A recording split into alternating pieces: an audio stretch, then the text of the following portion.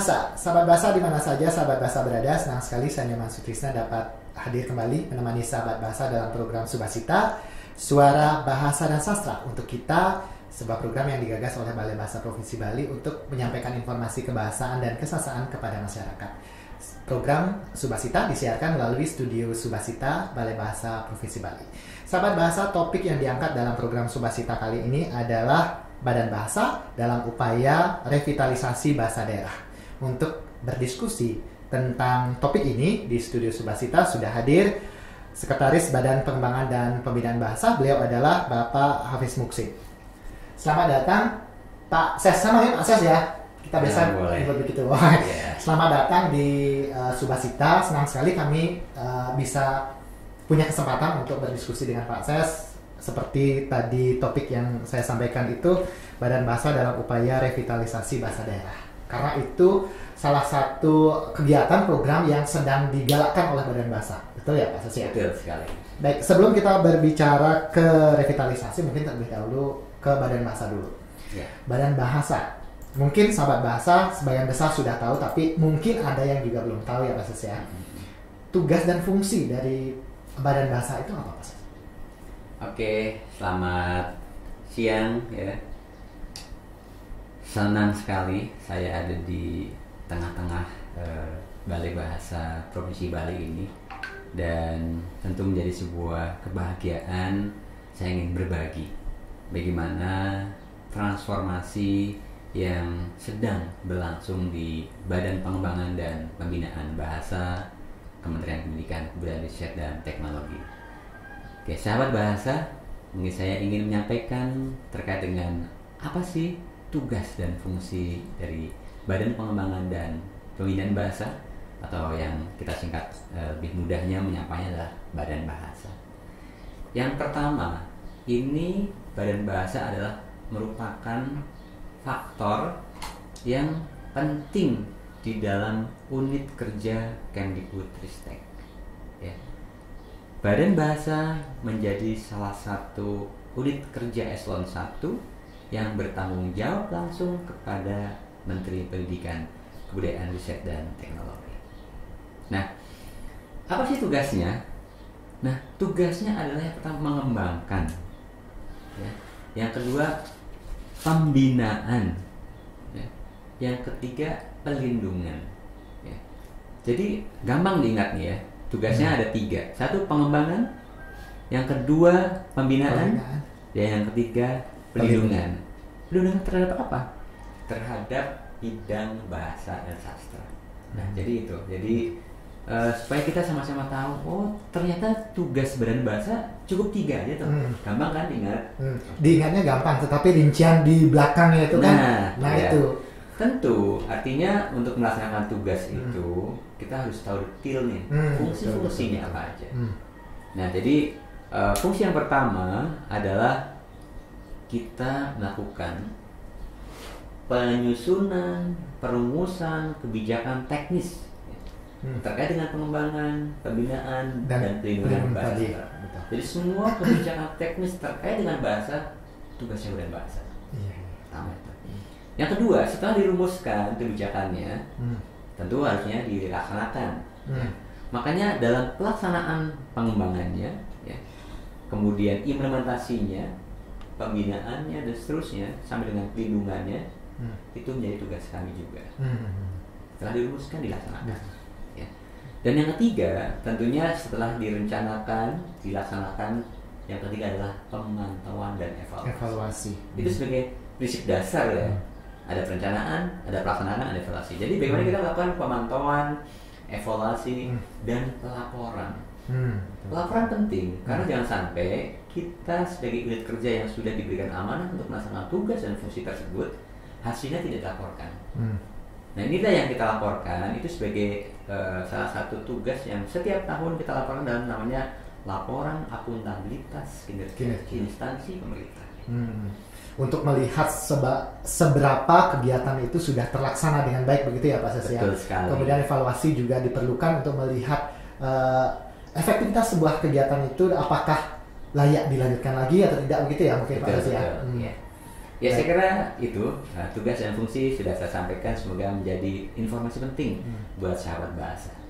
Jadi mudah-mudahan akan memperkuat informasi ini supaya Badan Bahasa bisa lebih bermartabat, bermanfaat. Betul. Nah, tadi Pak Ses sudah mengatakan yang dikerjakan oleh Badan Bahasa walaupun secara rinci kasar itu ada 3, sangat mudah diingat, betul tadi mudah diingat, tetapi rincian di belakangnya itu banyak sekali. Ya. Nah, dari sekian banyak kegiatan yang dilaksanakan oleh Badan Bahasa yang dianggap dan dijadikan program prioritas untuk tahun ini mungkin, Pak Ses, apa saja?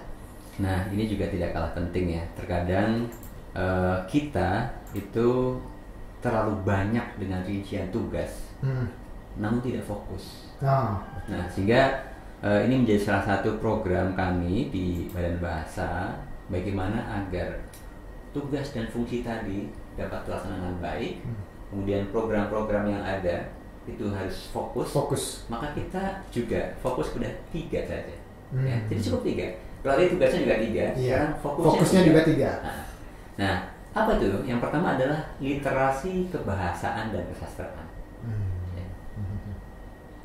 Kenapa literasi? Pertanyaannya adalah tingkat literasi anak didik kita berdasarkan survei PISA yang dilakukan secara internasional, kita masih rendah. Pertama. Yang kedua, dari hasil asesmen nasional juga masih rendah, di mana literasi numerasi yang menjadi salah satu unsur penilaian di dalam AN kemarin, literasi kita masih rendah. Nah, sehingga bagaimana kita memfokuskan kepada literasi kebahasaan dan kesastraan itu kita tingkatkan. 1. Itu fokusnya 1. Betul. Yang kedua? Nah, yang kedua ini tidak kalah penting lagi, adalah tadi karena kita punya tugas pelindungan, maka yang kedua adalah pelindungan bahasa dan sastra. Ini penting. Bagaimana agar bahasa dan sastra yang sudah kita miliki sebagai khasanah kekayaan bangsa kita bisa tetap ada, begitu ya, tidak punah begitu ya. Betul. Nah, sehingga ini ada program yang sudah diluncurkan Mas Menteri melalui Merdeka Belajar yang saya katakan. Ya, sudah langsung dipakai ya kaosnya ya. Adalah program Merdeka Belajar episode ke-17 yang telah diluncurkan pada tanggal 2 bulan 2 tahun 2022. Ya. Mudah diingat ya. Jadi kalau kapan MB17 diluncurkan? 2222. Apa itu? Adalah revitalisasi bahasa daerah. Itu menjadi wujud bagaimana concern Mas Menteri terhadap upaya pelestarian bahasa daerah. Di mana kita memiliki 718 bahasa daerah. Dan kondisinya ada yang hampir punah, tapi ada yang aman juga ya Pak Ses ya. Ada aman juga, kayak Bali termasuk aman. Ya. Teman ada yang sudah malah tidak ada penuturnya bahkan. Ada 11 bahasa daerah yang sudah tidak ada penuturnya. Itu berarti sudah punah ya begitu Pak Ses? Sudah punah karena memang tidak ada penuturnya.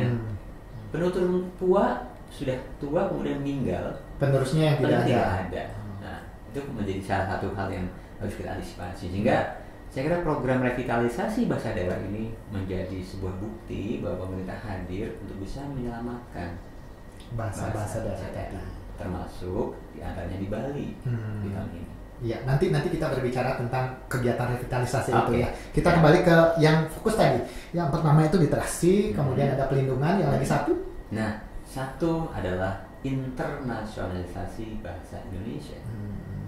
Ini merupakan amanah dari Undang-Undang 24 tahun 2009. Nah, ini penting di sana. Karena apa?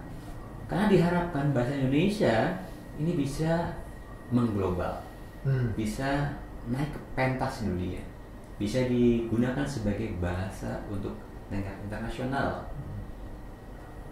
Apa mungkin? Sangat mungkin. Ya, karena dari sisi penuturnya kita di bangsa Indonesia sendiri aja sudah sangat banyak. Iya, betul. Yang kedua di wilayah Asia Tenggara, di wilayah Asia, di Amerika dan Eropa.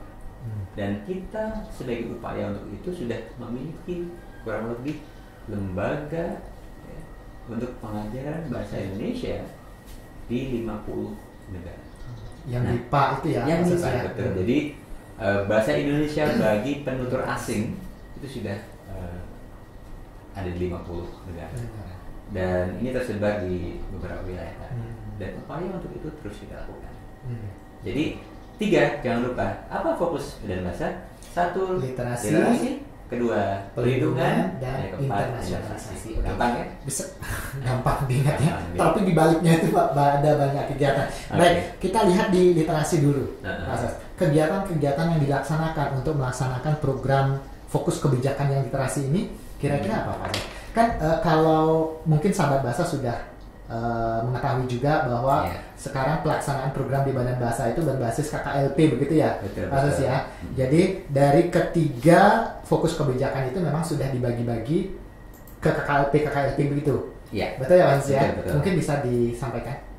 Nah ini juga menjadi hal yang tidak kalah penting ya. Terkadang kita sudah fokus ke 3 hal tersebut. Namun implementasinya apa sih ke belakangnya? Ini yang terpenting. Terkadang kita hanya tahu permukaannya. Betul. Namun pada saat kita buka halaman berikutnya tidak. Dan saya akan sampaikan bagaimana dalam rangka penguatan literasi kebahasaan kesastraan. Yang pertama kita memiliki kamus, menyusun perkamusan dan peristilahan. Ya.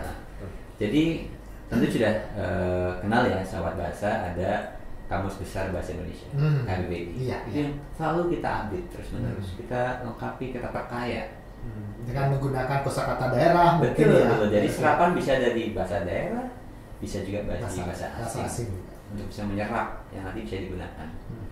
Nah, kita sudah memasuki edisi kelima Kamus Besar Bahasa Indonesia. Nah, kemudian apa lagi? Di dalam literasi kita juga untuk bagaimana mengetahui tingkat literasi seseorang terhadap kemampuan di dalam bahasa Indonesia. Ya, kita ada namanya uji kemahiran. UKBI ya. Ya, mungkin sahabat bahasa mengenalnya UKBI ya. Betul. Ya. UKBI itu penting karena untuk bisa mengetahui apakah orang itu bisa menggunakan, memahami bahasa secara baik dan benar di situ. Nah, UKBI juga terus kita kembangkan. Sekarang kita sudah memiliki namanya UKBI Adaptif Merdeka. Jadi sudah bisa diakses ya dengan mudah, dengan cepat, dimanapun, kapanpun. Dan kita bisa melakukan tes tidak harus bergelombang gitu. Iya. Kita daftar sekarang, dilengkapi datanya, kemudian kapan akan melakukan tesnya, uji. Boleh. Karena jadwalnya juga bisa dikatakan fleksibel ya, Mas ya. Sangat fleksibel dan sekali adaptif ini kita sudah mengembangkan aplikasi ini ya untuk selalu ditingkatkan. Dan ini adaptif artinya kemampuan seseorang akan diukur juga oleh sistem. Sistem itu sudah bisa memprediksi begitu ya. Jadi anak saya mungkin pada saat menjawab soal 1 jawabnya A. Kemudian Mas Sutisna menjawab B.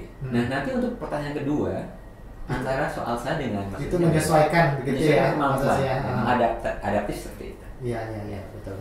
Mungkin bisa saya sampaikan juga kalau yang UKBI yang dulu kelemahannya, kalau bagi saya kebetulan saya di BIPA juga, saat orang asing mengikuti UKBI karena mau tidak mau mereka harus mengikuti ke seluruh soal itu, gitu ya Mas ya. Kalau yang sekarang adaptif merdeka ini, kalau sudah dianggap mereka tidak mampu ya sudah mereka tidak usah melanjutkan lagi, begitu ya Mas ya. Itu juga menjadi kelebihan dari adaptif merdeka ini. Baik, kalau dari literasi tadi sudah disampaikan ada UKBI, pendukungnya, kemudian ada KBBI, ada lagi yang lain Pak. Nah, satu ini literasi tentunya didasarkan pada hasil studi juga ya, bahwa tingkat literasi rendah salah satunya adalah terkait dengan sarana, di mana di satuan pendidikan, di masyarakat tidak adanya buku-buku, bahan bacaan yang layak, yang menarik disukai oleh anak. Nah, sehingga Badan Bahasa hadir untuk menyiapkan buku-buku pendukung literasi. Jadi tahun ini kita mencetak kurang lebih ada 500 judul buku ya untuk satuan pendidikan dasar kelas awal. Itu yang baru kelas awal saja ya, ya Pak Sus. yang akan kita cetak kurang lebih sebanyak 12 juta eksemplar. Itu akan dibawa kemana Pak Sus? Nah, untuk kita bagikan ke wilayah 3T pada khususnya, dan juga kepada sekolah yang tingkat literasinya masih rendah berdasarkan hasil pemetaan kemarin asesmen nasional. Jadi kita minta data kepada Badan Standar Kurikulum dan Asesmen Pendidikan, mana-mana saja nih satuan pendidikan yang tingkat literasi rendah, kita berikan buku tersebut. Dan sekarang sedang dalam proses pencetakan. Ya. Nanti tanggal 12 Juli kita akan mulai pengiriman ke seluruh satuan pendidikan, kurang lebih ada di 18 provinsi yang akan kita kirimkan buku tersebut. Dan buku-buku ini juga ada dalam bentuk digital ya Pak Sus ya? Betul. Jadi masyarakat yang memiliki akses internet bagus itu bisa tidak usah menunggu yang cetak begitu ya? Betul sekali. Ya. Itu sebagai upaya kita juga mempermudah ya, karena mau tidak mau kan tidak semua daerah mungkin bisa kita kirim buku itu karena untuk mencetak kan tentunya biaya mahal. Iya betul. Nah sehingga kita harapkan juga digitalisasi buku-buku yang sifatnya elektronik yang bisa diakses mudah. Bisa langsung diakses oleh siapa saja begitu ya. Betul. Nah tadi sudah disampaikan pendukung dari literasi itu, kemudian dari pelindungan itu tadi juga sudah disampaikan bahwa ada revitalisasi program yang diutamakan. Nanti kita bahas revitalisasi itu lebih dalam. Selanjutnya internasionalisasi, selain BIPA itu juga ada penerjemahan ya Pak Sus, betul ya? Nah ini yang terpenting ya dari sisi internasionalisasi. Tentu kita tidak bisa serta-merta mengharapkan bahasa Indonesia itu bisa bahasa internasional. Tentu kita harus siapkan hal-hal yang perlu kita dukung untuk menjadi akses mudah. Jadi betul sekali, yang pertama adalah penerjemahan. Nah kita ingin menerjemahkan beberapa buku-buku cerita dan sebagainya dari bahasa Indonesia ke bahasa Inggris, atau sebaliknya juga dari bahasa Inggris ke bahasa Indonesia juga yang sudah kita kurasi dari nilai bagus, kita terjemahkan dan kita distribusikan ke sekolah tadi, termasuk buku yang cetak. Yang kedua, penerjemahan ini juga kita ambil juga dari bahasa daerah. Jadi ke bahasa Indonesia cerita yang bagus dari bahasa daerah itu kita terjemahkan ke bahasa Indonesia dan juga ke bahasa Inggris. Nah sehingga kita juga nanti akan memberikan semacam souvenir gitu ya, cindera mata kepada peserta G20 ya. Sekarang sedang bukunya sekarang sedang disiapkan ya. Betul. Kita sudah nilai nih dari Bali juga ada yang kita sudah kurasi bagus, nanti akan jadi buku cerita yang akan disampaikan dalam 3 bahasa, bahasa daerah, bahasa Indonesia, bahasa Inggris. Dan yang spesial lagi untuk buku daerah itu ada aksaranya. Ya betul ya. Untuk memperkenalkan juga. Aksara, karena kita banyak sekali ya di sana dari bahasa daerah juga, masing-masing bahasa kan punya aksara. Betul. Yang menjadi ciri khas masing-masing. Itu juga menjadi kebanggaan kita. Betul. Ya. Nah, tadi Pak Sus menyebutkan semboyan badan bahasa itu badan bahasa bermartabat dan bermanfaat. Ini juga digaungkan di banyak tempat begitu ya Pak Sus. Mungkin sahabat bahasa juga sering melihat semboyan ini mungkin di spanduk, mungkin di internet juga banyak. Mungkin bisa Pak Sus sedikit filosofi dari semboyan ini apa? Nah ini tentu ini sebuah hal yang sangat penting buat kita ya. Kenapa? Karena orang juga pasti paham bahwa manusia yang sangat berarti dan bernilai adalah yang paling dapat memberikan manfaat bagi orang lain. Betul. Terutama itu menjadi filosofi kita. Yang kedua, bagaimana agar kita bisa memberikan manfaat? Maka diri kita sendiri harus bermartabat. Nah, jadi filosofi ini dari Prof. Aminuddin Aziz belum menginginkan badan bahasa yang bermartabat, bermanfaat. Nah, tentu tidak bisa serta-merta ya kita wujudkan bagaimana memartabatkan lembaga dan juga meningkatkan manfaat kita. Jadi dalam proses bermartabat kita inginkan bahwa bagaimana kita itu merasa menjadi bagian penting dari lembaga ini yang kita tingkatkan kemartabatan lembaganya dan diawali dari diri kita sendiri. Sehingga kalau kita sudah merasa bermartabat, maka yang lainnya akan mengikuti. Menjadi sebuah gelombang besar, semuanya bermartabat. Nah tentunya diinisiasi dari integritas, dari disiplin, dari kinerja. Nah itu yang penting. Sehingga semboyan itu bisa dijadikan sebagai upaya kita mewujudkan badan bahasa yang bermartabat yang dimulai dari diri kita sendiri. Itu pertama. Ya. Yang kedua bermanfaat.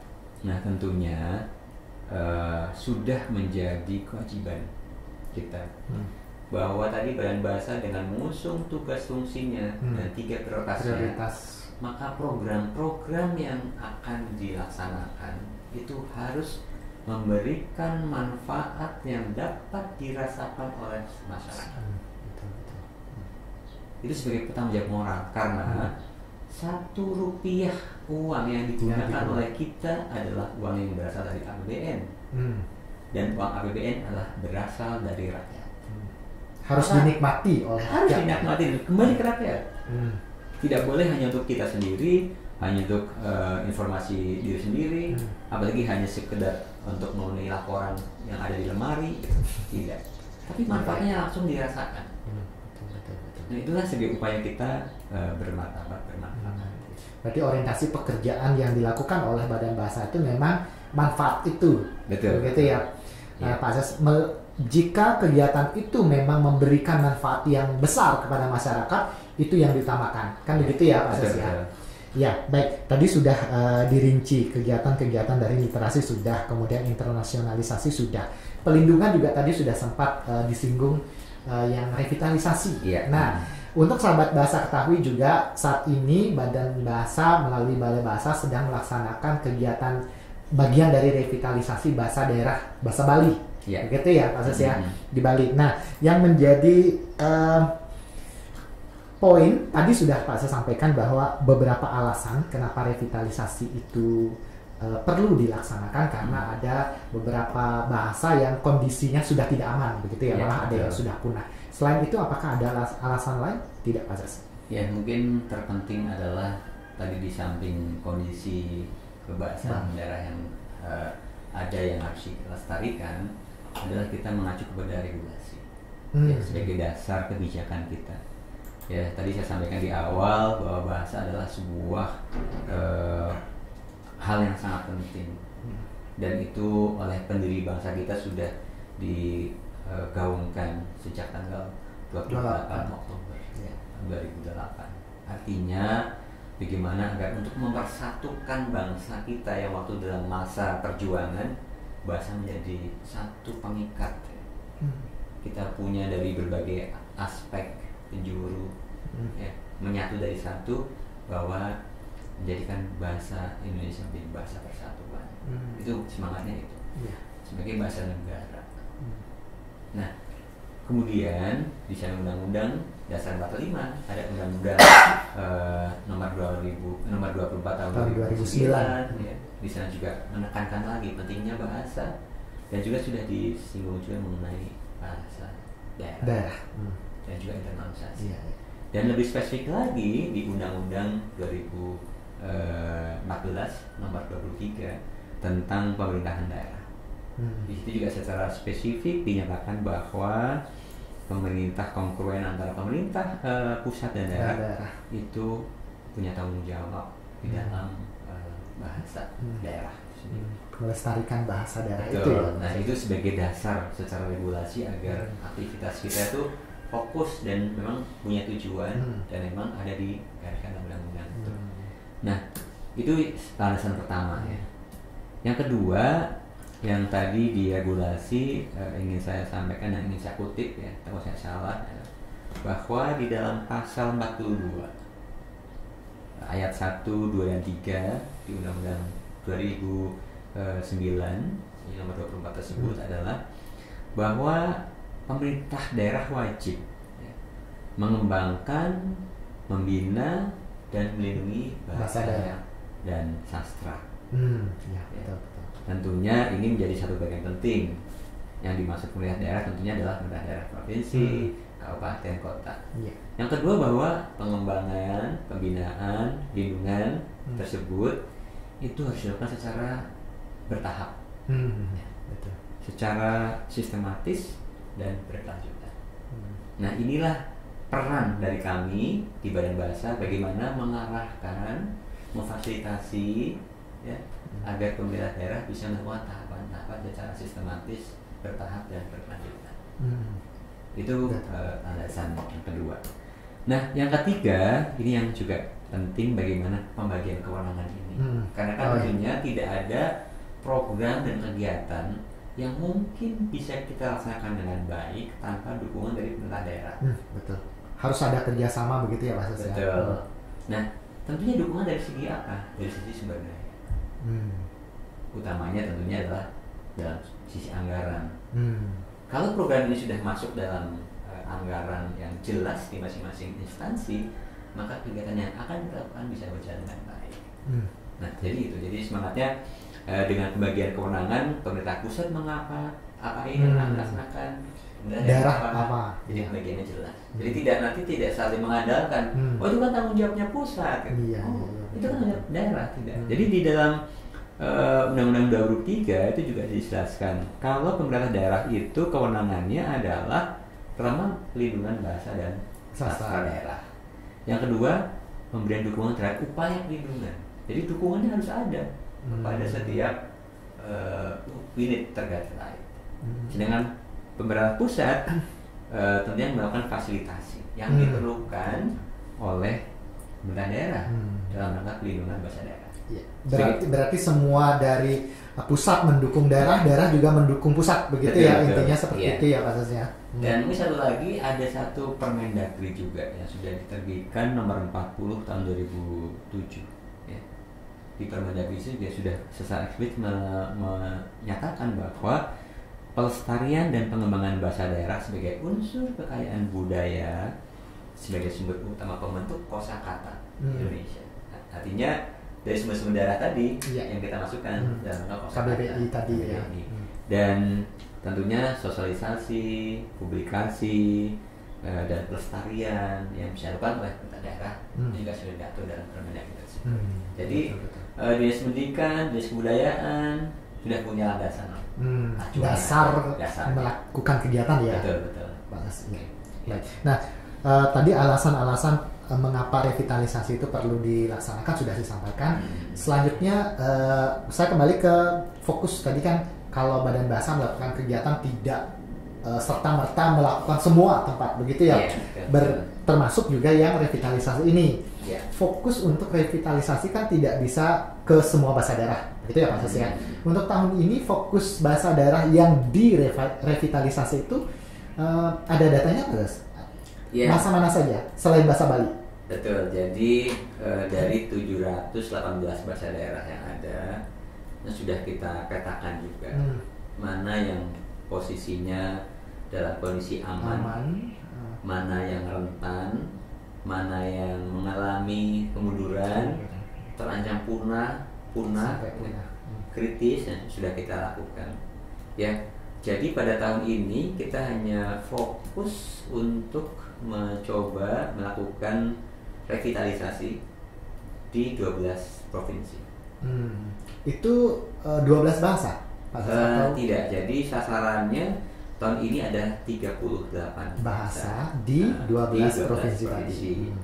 Nah, tentunya ini menjadi salah satu prioritas tahun ini dulu ya. Karena tadi kan harus berkelanjutan juga. Iya, betul. Nah, kami memprogramkan nanti di tahun 2023 akan kita tingkatkan lagi bahasa-bahasanya apa. Nah, kalau di Bali memang tadi ya karena bahasa yang mayoritas ini adalah bahasa Bali, di Bali hanya satu sasarannya. Tapi di tempat lain ada seperti yang di Papua misalnya ada sekitar 7 bahasa Bali yang akan kita revitalisasi karena ada 7 bahasa lokal, bahasa daerah ya. Betul, karena paling banyak memang bahasa daerah di daerah timur ya. Betul. Papua itu. Iya. Baik. Langkah kerja dari revitalisasi ini seperti apa, Pak Ses? Yang dilakukan oleh Badan Bahasa? Kita lakukan tentunya dengan prinsip tadi kolaborasi. Jadi kita melakukan koordinasi yang sangat intens ya, dengan pemerintah daerah, provinsi, kabupaten kota, dengan dinas pendidikan, dinas kebudayaan, dengan pemangku kepentingan yang lainnya, termasuk ekosistem pendidikan. Ada kepala sekolah, ada guru, ada pengawas, dan nanti tentunya siswa sebagai penutur muda. Kita juga kolaborasi dengan para KKG, kelompok kerja guru, dan MGMP. Nah, nanti mereka lah yang akan membantu kita dalam prosesnya. Itu dari sisi koordinasi. Nah, kemudian setelah dikoordinasikan dengan baik, kita juga melakukan sebuah upaya konsolidasi ya, dari sisi pengampu kebijakan di daerah. Jadi kita prinsipnya adalah pelibatan kepada seluruh ekosistem yang ada. Nah, setelah semuanya merasa terlibat atau dilibatkan, kita melakukan pelatihan. Jadi ada 4 tahapan sebenarnya. Pertama adalah pelibatan dari sisi koordinasi tadi. Kemudian pelaksanaannya, bagaimana melakukan pelatihan, kemudian pengutamaannya, bagaimana implementasinya gitu. Dan ternyata adalah monitoring evaluasi. Dan terakhir tentunya adalah semacam festival sebagai gelar. Gongnya ada di sana begitu ya Pak Sas ya. Betul. Nah, jadi kalau lihat dari tahapannya ada 8 sebenarnya. Yang kita mencoba untuk pelaksanaannya di tahun 2022 ini. Yang pertama tadi adalah koordinasi. Yang kedua, setelah koordinasi terbentuk, kita udah menyiapkan namanya kegiatan pelatihan terhadap guru utama atau guru master. Jadi guru-guru tadi yang sudah kita pilih menjadi narasumber, mungkin tidak hanya guru utama ya, bukan tidak hanya guru, tapi juga komunitas. Pengamat juga ya. Bisa dari guru besar, dari perguruan tinggi, dari komunitas yang pegiat bahasa sebagainya. Supaya memiliki pandangan yang sama dulu, gitu ya. Nah, apa yang dilakukan Badan Bahasa atau Balai adalah menyusun modul-modul. Nah, ini sebenarnya saya bawa nih. Ini modul untuk pembelajaran bahasa Bali tingkat SMP, dan ini adalah untuk tingkat SD. Ini kita susun oleh Balai Bahasa Bali, tentunya dengan tadi komunitas, dengan guru master, guru utama. Setelah ini sudah ada, tahap ketiga adalah pelatihan. Jadi guru-guru yang sudah kita lakukan itu, terutama yang kita ambil dari MGMP, dari KKG untuk dilatih. Nah, sekarang sedang dilaksanakan ya. Iya, alhamdulillah di Bali ini sudah mulai tahap pelatihan yang dilakukan kemarin tanggal 26 ya, pembukaannya oleh Wakil Gubernur Bali. Kemudian sampai dengan tanggal 30 ini ya. Semua guru yang dilatih itu kita bekali dengan modul-modul ini. Jadi diharapkan nanti mereka sudah memiliki bekal yang kuat untuk tahap berikutnya. Nah, setelah mereka dilatih, nanti adalah pelatihan yang guru latih ini adalah melatih guru-guru yang ada di MGMP dan KKG di kabupaten kota masing-masing. Pengimbasan dari hasil latihan itu ya. Ini kan kita ambil pesertanya perwakilan dari kabupaten Gianyar, ya. Semua kabupaten di Bali ya, dan kota. Baik yang jauh dekat dari 8 kabupaten kota tidak salah. Ada 250 kabupaten dan 1 kota. Itu langsung dilatih. Nah, ini mereka membebaskan di kabupaten masing-masing, di kota masing-masing. Itu tahapan ketiga. Baru keempatnya setelah guru-guru tadi dilatih, mereka melakukan pembelajaran di kelas. Langsung menerapkan dengan modul-modul ini, gurunya langsung kepada para siswanya. Itu yang keempat. Yang kelima tentunya nanti dari Balai Bahasa Bali juga akan terjun menggunakan sistem monitoring bagaimana sih pengimbasan di sistem pendidikan itu untuk melihat apakah sudah jalan atau belum, gitu ya Pak Sas ya. Nanti kita coba lihat bersama. Saya harapkan nanti menjadi model yang bagus. Tahap yang terakhir. Nah tentunya setelah diimbaskan di siswa supaya bisa melihat gimana kemampuan siswa, ya, gimana respon, bagaimana kecintaan siswa. Itu kita bentuk dalam bentuk, bukan dalam bentuk ujian, bukan bentuk tes, itu kan kayak menakutkan bahasa tes itu. Kita bentuk dalam bentuk yang menyenangkan, yaitu festival. Jadi namanya Festival Tunas Bahasa Ibu. Nah, bagaimana supaya ada kompetisi, ada apresiasi, ada semangat di sana juga, Jadi kita minta setiap kabupaten nanti menyelenggarakan festival tunas bahasa ibu. Nah, saya harapkan nih sahabat bahasa tampil yang bagus ya, karena kami udah minta ke kabupaten masing-masing, ke kota masing-masing untuk memfasilitasi itu dan bisa memberikan reward kepada mereka. Betul. Ada penghargaan untuk mereka, begitu ya Mas ya. Nanti jenjang setelah di provinsi ya di kabupaten dulu, dipilih yang bagus, nanti ke provinsi. Nanti setelah provinsi yang bagus ke nasional. Kita akan tunjukkan wah nih ada yang sangat bagus nih dari Bali, kita undang untuk bisa tampil di kegiatan nasional. Oke, baik. Ya, itu kegiatan yang memang sudah dirancang dan sudah berjenjang begitu ya Pak Sis. Untuk tahun 2022 ini kegiatan revitalisasi yang pertama atau sudah lanjutan? Ini adalah tahun kedua. Tahun kedua berarti jadi, 2021 sudah ada. Nah, tahun 2021 itu masih dalam bentuk percontohan upaya kita hanya di 3 wilayah provinsi, yaitu yang pertama adalah Jawa Barat, yang kedua Jawa Tengah, dan yang ketiga Sulawesi Selatan. Nah, sehingga tahun ini kita coba di 2 provinsi dan kegiatannya akan kita semarakkan lebih masif besar lagi. Jadi tadi saya sampaikan bagaimana supaya anak-anak itu merasa tertarik, tertantang untuk bisa tampil bagus. Kita punya 7 agenda festival tunas bahasa ibu.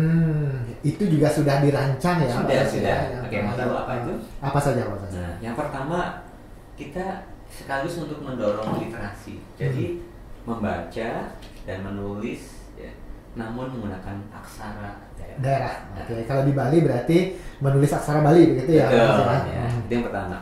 Yang kedua, kita kan punya cerita-cerita ya. Cerita daerah yang menyemangati dan sebagainya. Kita juga minta para siswa nanti menulis cerita pendek dengan bahasa daerah dan dengan kekayaan daerahnya gitu. Biar mencirikan daerahnya itu gitu ya Mas. Yang kedua. Yang ketiga, ini dalam rangka untuk mengapresiasi sastra. Jadi nanti ada lomba juga namanya baca puisi. Tadi bahasa daerah juga. Nah, dan yang keempat, kita juga ingin literasi yang tanpa kata ya, yaitu mendongeng. Cerita rakyat, cerita yang mendidik, ya. Tetapi tetap dalam bahasa daerah begitu ya. Jadi nanti anak-anak bisa bercerita, ngobrol dengan temannya, gitu dibiasakan ngobrol cerita hal baik tapi dengan bahasa daerah. Itu yang keempat. Nah, yang lebih formal, kita juga ingin anak-anak bisa tampil gagah ya, tampil percaya diri dengan pidato. Berpidato, iya. Secara formal nih. Karena ada di setiap bahasa itu ada bentuk bahasa yang formal dan tidak formal supaya bahasa formalnya itu tersalurkan di sana gitu Pak Sis. Jadi nanti mungkin ini menjadi semangat luar biasa ya yang harus ditampilkan. Bila perlu nanti ada setiap upacara misalnya yang jadi inspektur upacara gantian siswa gitu, memberikan sambutan dengan pidato bahasa daerah gitu. Ide yang sangat bagus tuh asas supaya bahasa daerah itu benar-benar lebih semarak lagi ya. Iya betul. Nah yang ngetren lagi kan dulu kita sering melihat kan stand up comedy atau komedi tunggal. Iya. Kan ada juga yang terkenal tuh yang bahasanya bahasa Jawa ya, yang kita ingin juga kalau bisa mereka dengan bahasa Jawa juga bisa terkenal gitu. Kenapa dengan bahasa lain tidak? Nah sehingga kita lakukan juga. Ya festival adalah komedi tunggal dengan bahasa daerah. Dan yang terakhir adalah dalam bentuk tembang tradisi. Nah, juga ya kita punya tembang-tembang itu, nyanyian-nyanyian yang menggunakan tradisi daerah yang kadang-kadang anak-anak sudah tidak mengenal lagi itu. Iya, betul. Memang harus dikenalkan. Betul. Jadi sekaligus untuk melestarikan seni budaya kita dengan bahasa daerah melalui tembang tradisi. Jadi 7 itu yang akan kita festivalkan di setiap kabupaten, di setiap provinsi dan nanti di tingkat nasional. Dan itu direncanakan mungkin sekitar Agustus September itu. Ya, nah, ini ada momentum. Sebenarnya kita punya agenda setiap tahun. Itu namanya bulan bahasa yang Oktober ya, Mas Sis. Nah, kami harapkan nanti di tiap kabupaten provinsi itu kalau kegiatan yang di masa sekarang kita targetkan di bulan Juli pelatihan sudah selesai, sudah mulai pengimbasan gitu ke sekolah-sekolah. sehingga Agustus sudah melaksanakan wisata pendidikan, September ada pemantauan, nah Oktober ya puncaknya. Mereka memiliki waktu untuk persiapan itu ya Pak Ses ya. Sehingga bulan Oktober sebagai bulan bahasa itu benar-benar semarak dengan kegiatan bahasa. Gitu ya Pak Ses ya. Betul. Sangat banyak. Tadi memang disampaikan ada kegiatan badan bahasa itu 3, tapi setelah dijelaskan ternyata banyak sekali. Revitalisasi malah hanya salah satu saja ya Prof. Pak Ses ya, selain kegiatan lain. Pak Ses sebenarnya masih banyak yang ingin saya tanyakan, tetapi durasi kita yang tidak memungkinkan. Jadi untuk kali ini cukup sampai di sini dulu pembahasan kita tentang program badan bahasa. Kedepannya kami akan mengundang lagi Pak Ses. Kalau Pak Ses ada waktu mampir ke Balai Bahasa, kami undang lagi untuk berbicara di sini. Pasti banyak hal yang bisa dibagi. Ya, Pak Ses sekali lagi terima kasih banyak. Kita bertemu lagi nanti di program Subasita selanjutnya. Oke, selamat siang sekali lagi teman-teman sahabat bahasa. Sangat senang rasanya, walaupun terasa singkat ya. Ingin sekali berbagi dan membagikan hal-hal baik untuk teman-teman semuanya. Namun di kesempatan kali ini saya kira cukup, dan sampai bertemu di lain kesempatan. Terima kasih, salam cinta dari Balai Bahasa Bali untuk kita semuanya. Terima kasih. Iya, salam cinta Pak Ses. Iya. Baik sahabat bahasa, demikian tadi diskusi saya, perbincangan saya dengan Sekretaris Badan Pengembangan dan Pembinaan Bahasa, Bapak Aris Musin. Semoga apa yang kami sampaikan tadi bermanfaat. Kita akan bertemu lagi dalam program Subasita selanjutnya. Salam bahasa. Salam bahasa.